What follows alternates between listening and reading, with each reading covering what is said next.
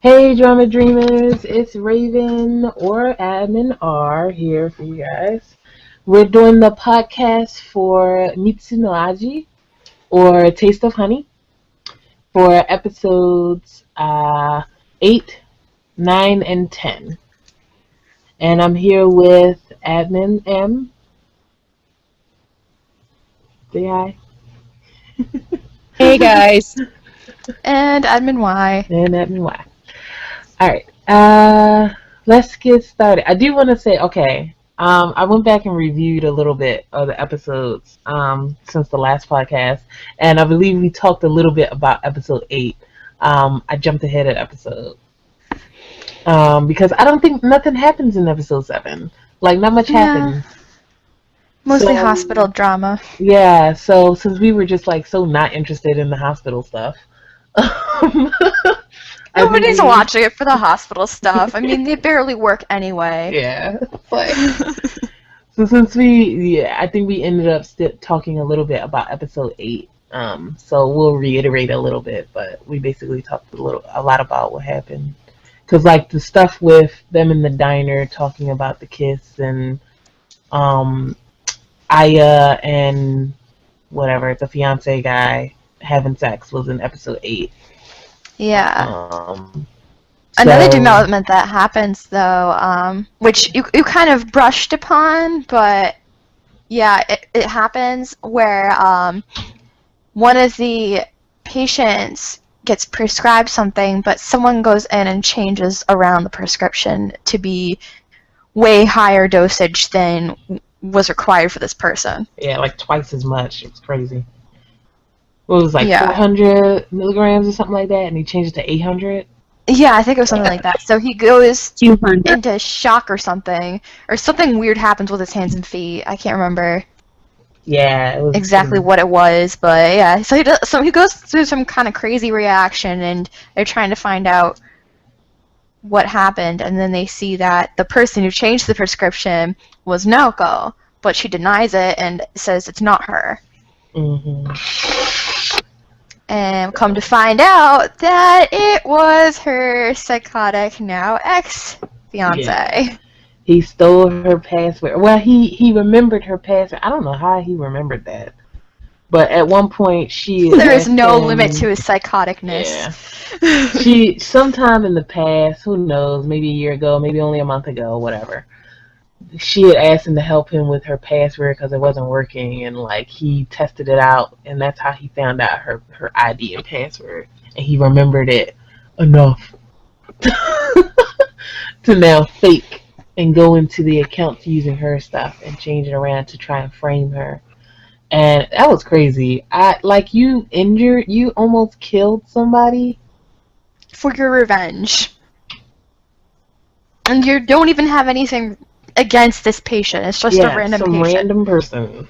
And that was the line that Aya drew in the sand there. Because, her reputation as a doctor is it's tantamount to her. That's one of the big reasons that they weren't working out. Her and Masato weren't working out in the beginning. Because they were both so focused on their careers. So she doesn't do anything that would mess up her career. So, and harming a patient is definitely something that can mess up your career. That's a no-no for a doctor. Kind of the point of doctors is to fix a patient, not to kill them. Yeah. So, it's that thing called the Hippocratic Oath, man. Yep. So that all happens in episode 8, and man, that was pretty great. So they have sex, and then he does the thing where he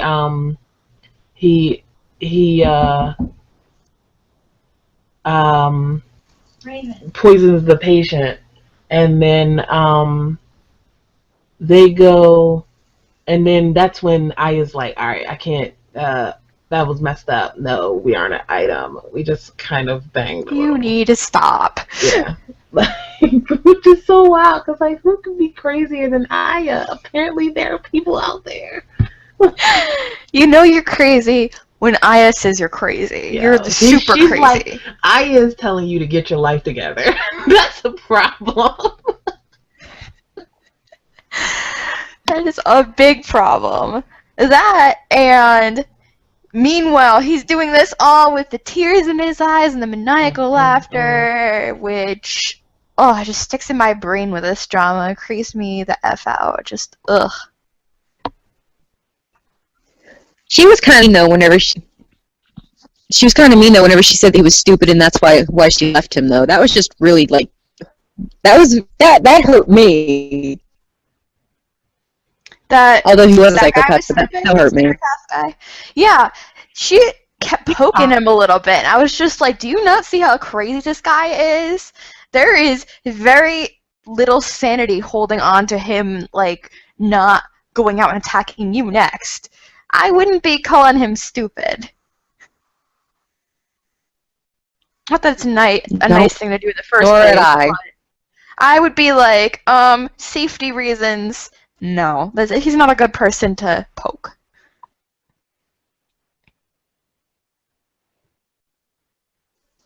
No pun intended.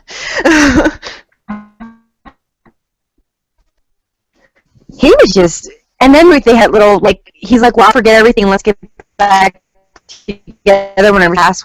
And she's just like, no, dude, just no. And he's like, let's just get back together, I'll forget everything. And he was trying to be all nice and stuff, and then, the minute she said no, he turned into this psychotic. Oh my gosh. Yep. Yeah, and then she goes to him and she asks him, hey, I know that you're the only one who knows my password. What's the deal? And he acts like, oh my god, you accused me? Like, how dare you? I thought we had more than that. Flips out. My god, little piece of shit. He even used to say that the other people were talking about her. He was shielding her from their harsh words and making it sound like he was this knight in shining armor. And I'm like, no, this dude is screaming danger to my. There's so much psychotic about this guy that you just look at him and you know that he's crazy. Yeah, it's like, go get bit, hon. Oh, goodness. Not like she would even care, I feel like, that they're talking about her, because I don't think she really cares about them at all. No. At the most that she cares about those people that she works with is maybe Rai, who's her friend. Mm-hmm. Like, Rai is the only one that, knows about all the stuff with the uncle and stuff. So I would say that would, be the only person that she gives a damn about in that hospital. Yeah, probably pretty accurate. But, yeah. But, okay, so, after they had the whole password thing and he denies it, yada, yada, yada, Masato decides to take the blame for it happening. And he decides to come up with this story, he believes her that her password was stolen and everything like that, obviously, because they are just so in love. And so... And so, he decides to take the blame for coming up with this story that, in America, dosages are different. So he told her to change the dosage. Yeah, in America, we just give you tons of drugs, and that's just how we roll here. It's like a medical procedure means I give you twice as much. We like having giant blisters on our hands and feet. That's how we do. So, blah. So he takes the blame for it, and he's going to go and, try and apologize to the patient and everything like that. But the director tells him don't do it because, obviously, it'll be, bad for the hospital if one of their premier doctors made a mistake like that. Mm-hmm. So they're just saying that he tries to cover up. This is the second cover-up. He tries to cover up by saying it was an allergy reaction or something like that was unexpected, blah, blah, blah, blah. So when nothing happens, the ex-fiance decides to take the whole story and print it in the paper on this raggy magazine. It wasn't even a normal paper. It was a shitty magazine. And it comes out, of course, it seems like hospital corruption and everything like that. and like all these cover-ups, and so it becomes more complicated because now it just looks like that they made a mistake and now they just lied about it when actually he made the mistake, and they're just trying to figure out how to do it without causing the most damage. It went I mean, honestly, if they had just told the truth, but like, who would believe her that she didn't do it and somebody else stole her password? Like, I mean, you could say that, but probably they wouldn't have believed her because they're not in love with her. Mhm. Admittedly, but yeah, so that all pops off in episode 8. At the end of episode 8, that's when that happened. Actually, yeah, that was 9, I thought. That's kind of like 8 to 9. It was 8 because in 9 she goes home from this great big hard day from Army. She sits down on the couch and he's creepy. He's behind her. Yeah, it was in episode 8. There was 2. Oh my gosh, it made me so. I was just like, behind you. Trigger warning for this episode. Episode 9 has an attempted assault in it. Yeah, so. Yeah, sexual assault. Yeah, so. But yeah, she watch sits out for that. Couch and homeboy is behind her and just creeping, and he smiles like. Oh my gosh, his smile is the creepiest thing in the world. She's like, "What the hell are you doing in here? I thought you gave back the key." And he goes, "Silly, you're a silly woman. I made another one." Made a copy. He pulls out the other one. Like, what in the world? You are crazy. Jesus. Yeah. So he at the beginning. No, that's at the end of episode 9. I want to say. Yeah. Yeah. So before all of that,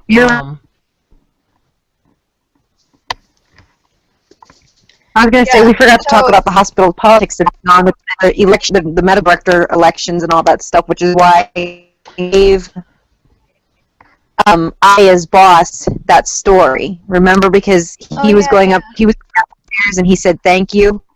Mhm. And we didn't know who was, and he set the envelope down on the concrete, and so the creepy guy from research came up, picked up the story, and ran with it. Yeah. Yep, he's got a hand in this too because his hospital is full of cray cray. They're just trying to destroy it to get ahead. Aya from the beginning. You know that he was Aya, like the creepy research director. He has kind of had like these weird, like creepy Aya at the very beginning, and then he just, and then there was that whole weird situation that the uncle and Aya on the roof where I'm gonna let you and I'll be together. It'll be over my dead body. Yeah, he's like, and so after that, this is still an episode. She goes and she gets dressed. Guys, I'm so glad that you're there, and you can just see that creepy research head and Aya are gonna. I didn't hear the end of that. Yeah, me neither. But I know the scene you're talking about. You're talking about when she finally confesses that she ripped up the divorce papers, but they're not just And she's like, "I'll never let you be together." He's like, "What in the world? I'll take it to court." He's like, "I get a divorce." Like, honestly, really? if I was married and I found out my husband was incestuous, I'd be the one writing the divorce papers. I'm like, ew, no, we're done. Yeah. But see, Aya's not normal, as we know. Yeah, I wouldn't be like clinging on to him for dear life. Like no. Is this a person that makes a good husband to you? Like, what in the world is so good about this guy that you would just, ignore all this craziness to be with him, to have him? Like, well, when you're crazy, it's just relative. Oh my gosh. Before I get again, their dick be solid and spit out chocolate and money because these women so he's go got crazy a over hand them, in it, and he's using the cray-crays for his political agenda in the hospital. Mm-hmm. And so, yeah, he's taking full advantage of all the crazy drama that's going on. Yeah. Maybe that's the real reason why he hired all these crazies. They're easily manipulated by random stuff. Yeah. And then, oh man. But let's see. The end of yeah. Oh, Yeah. So Boyfriend. end of episode 9. Boyfriend tries to sexually assault her, and like whatever.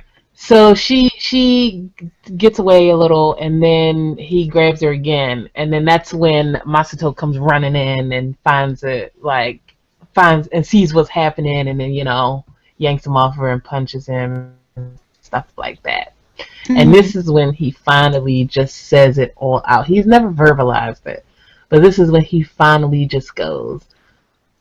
confesses that he's in love with her. And that he's going to be with her, and that he's going to protect her, and everything like that. Yes, and that he's going to marry her someday, and all this stuff. Well, not really marry her, but be as close as he could possibly be. Because they're, yeah. So he says all of that, and explosion of I guess, whatever, emotion. Well, also,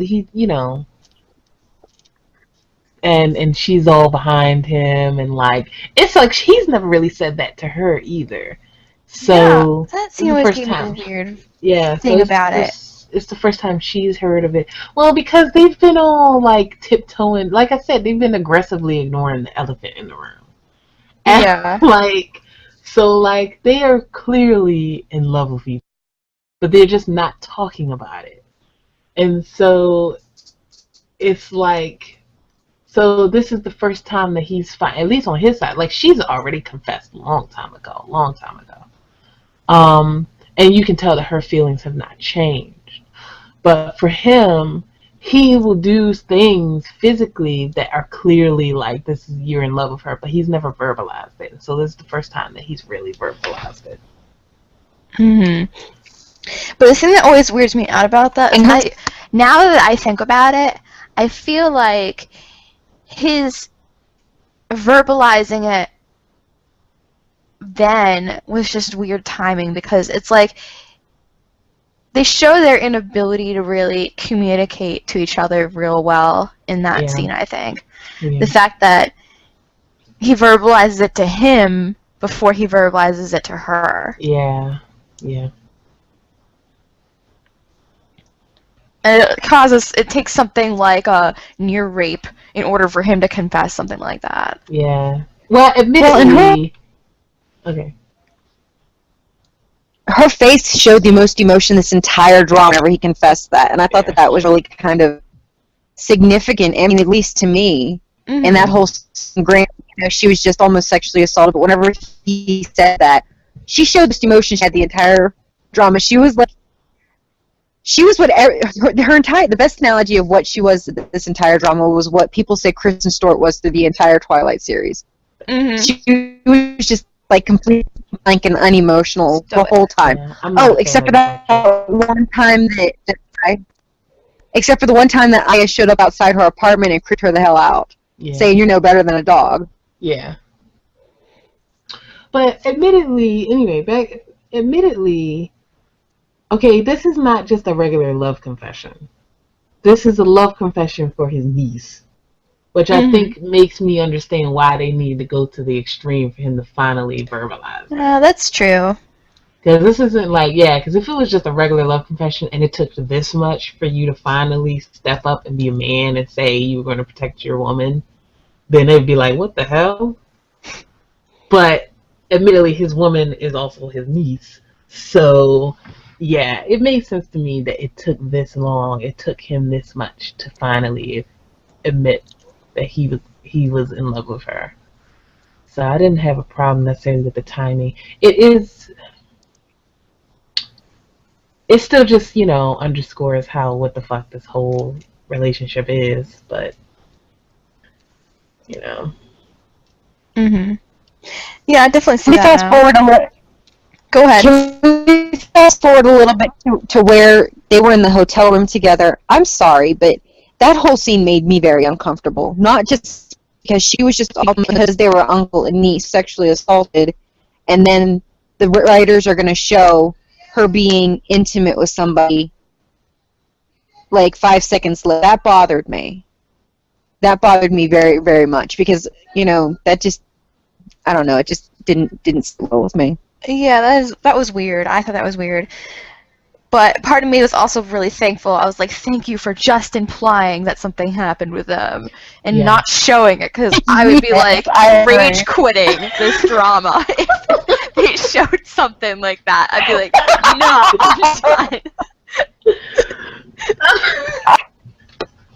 It's like the first time you've ever And what watched about a I drama going and thankful that they had a cut scene in the dark. Thank you, Jesus, Exactly. for not showing this sex. Every other drama, you're just like, come on, give us something. And this one, you're like, nope, be as vague as you want. Fade to black. Good Lord, fade to black.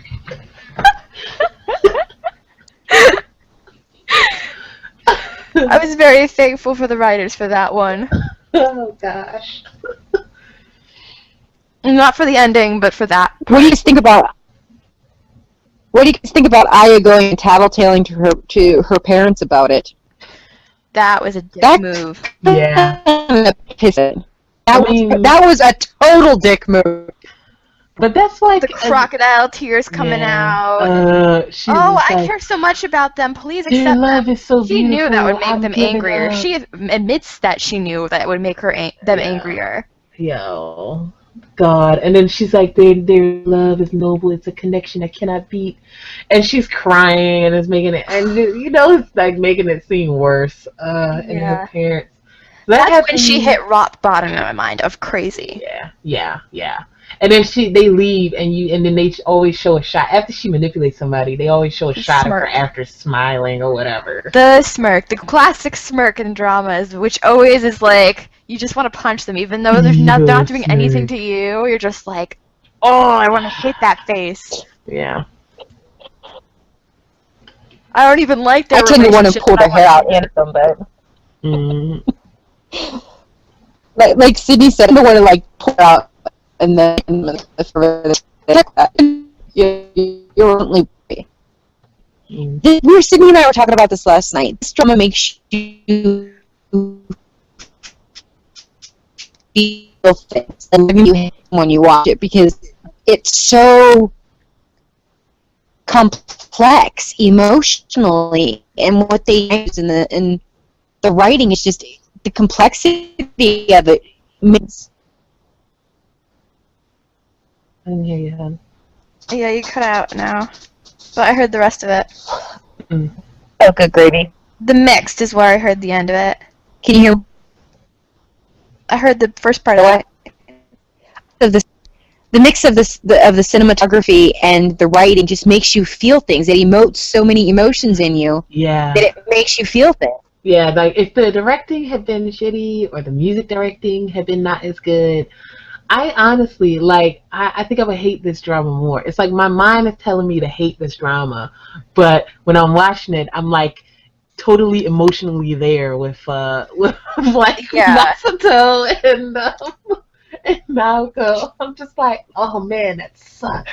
What a terrible person they are to reveal to your parents that you're fucking each other. Yeah, that's something that you've got to reveal yourself. I mean, I was just like, I am all for their parents knowing they should know. Yeah. But leave that to them, because it's hard enough already. It's an internal family matter, and the fact that the ex-fiance is blowing it all over the hospital, all over the media, all over their town, their hometown, and stuff. Yeah, and it's awful to put the thing that pissed me off the most about that was that there was a picture of her home, like her house. So like, what are their parents gonna do when they get bricks thrown through their window or something? Yeah, some craziness like that. They own like a vineyard, don't they? Yeah, like how they're gonna lose business to the vineyard. They involved their parents, and their parents did nothing.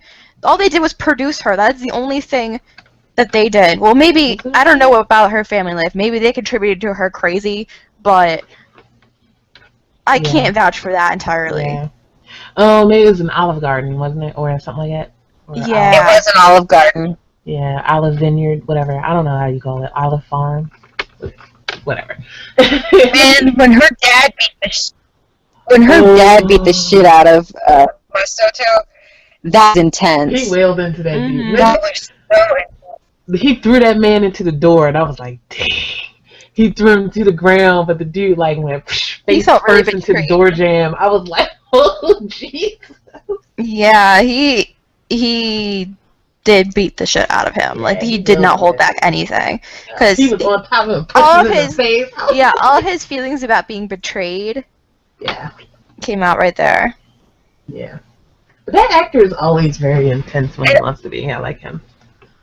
Actually, the dad actor. I understand. I understand the parents' decision to that conversation between her mom and Nako. It was very dry. It did not. The mother did not. Like if it was me and my mom and I.